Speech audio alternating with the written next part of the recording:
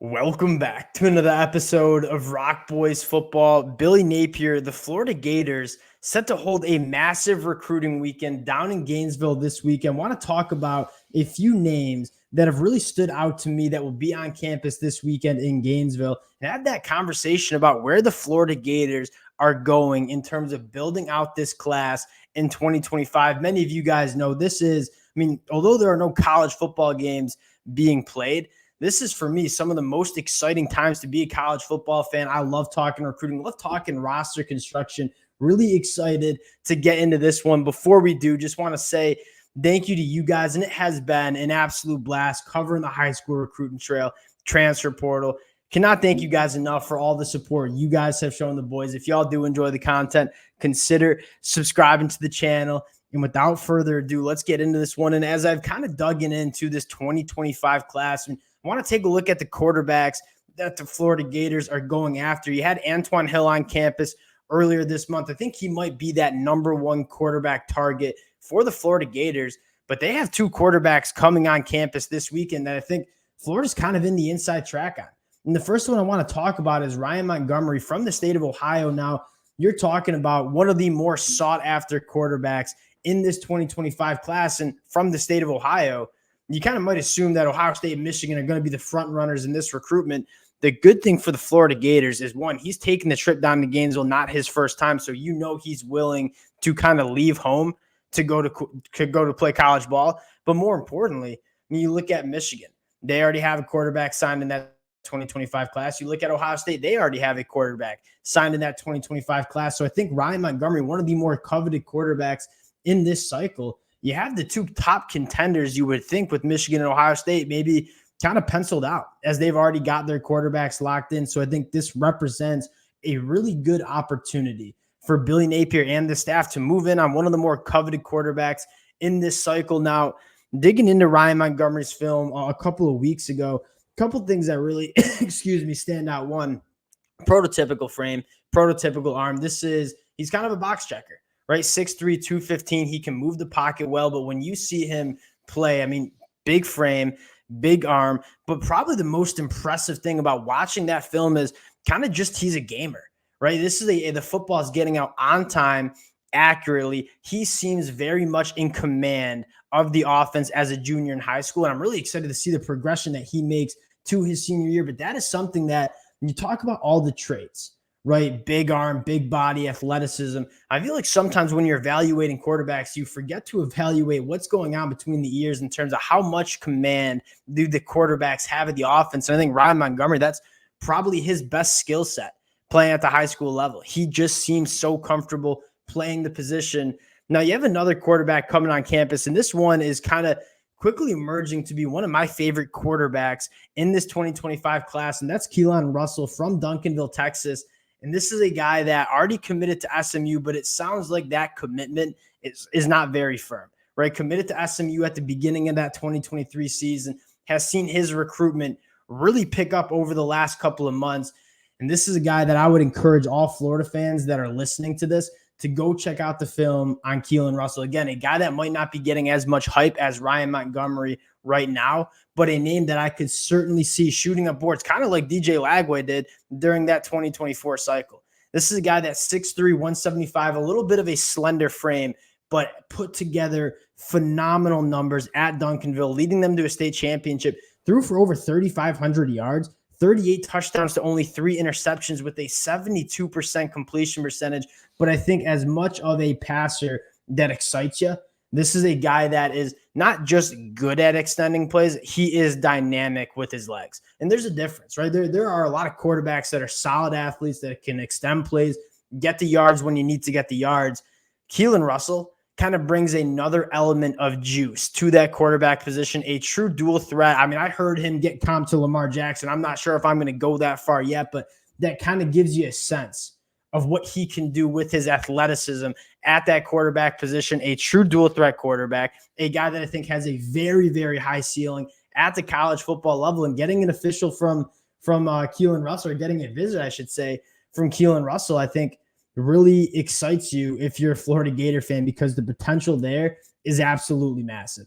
Now, there's some other visitors that have really caught my eye. The first one we got to talk about is five-star wide receiver Caleb Cunningham from the state of Mississippi. And I mean, this is a true bona fide five-star caliber guy. You talk about checking boxes, 6'3", 180 pounds, phenomenal basketball background. As I was watching Caleb Cunningham's football film, also checked out a little basketball. You talk about a guy with kind of all-world coordination. You can see why he's averaging 20 points per game on the hardwood. This is a guy that goes up, makes plays above the rim, very, very good in those contested catch situations, phenomenal body control, phenomenal hands. But I think what separates him, you see guys with big frames and that can attack the football in the air. I think what separates him and kind of puts him in that upper echelon of wide receivers in this 2025 class is how smooth of a mover he is. At 6'3", 180, you think his game is going to be vertically down the field, making those contested catches. This is a guy that not only is devastating with the ball in his hands, but a guy that's devastating running routes, creates separation extremely easily for someone with a 6'3" frame. I mean, there's a reason Caleb Cunningham's a five-star wide receiver. There's a reason there's a lot of programs going after him. But getting a visit from Caleb Cunningham, you kind of feel good about where Florida might be positioning themselves with a guy like Caleb Cunningham. And I'll say this, and why I'm kind of such a big fan of Billy Napier and what he does on the recruiting trail is he casts a wide net. I mean, he gets his hat in the ring with a lot of top prospects, and you're not going to land all of them. But the more guys you're going in for and you have you're getting in that race with, I mean, the more guys you're going to land. And Billy Napier does a great job at casting that wide net. I think Caleb Cunningham, certainly a lot of work to do with him, but getting him on campus, starting those relationships, that's absolutely massive for Billy Napier and the staff. Next guy I want to talk about, and this one might be one of my favorite targets for the Florida Gators, and that's four-star interior offensive lineman Mason Short. And you talk about where you would like to see the Florida Gators take that step over the next couple of years. I'm going with the line of scrimmage, right? You want to see Florida get back to really controlling that line of scrimmage, establishing that run, having a little bit of attitude and nasty on the offensive line.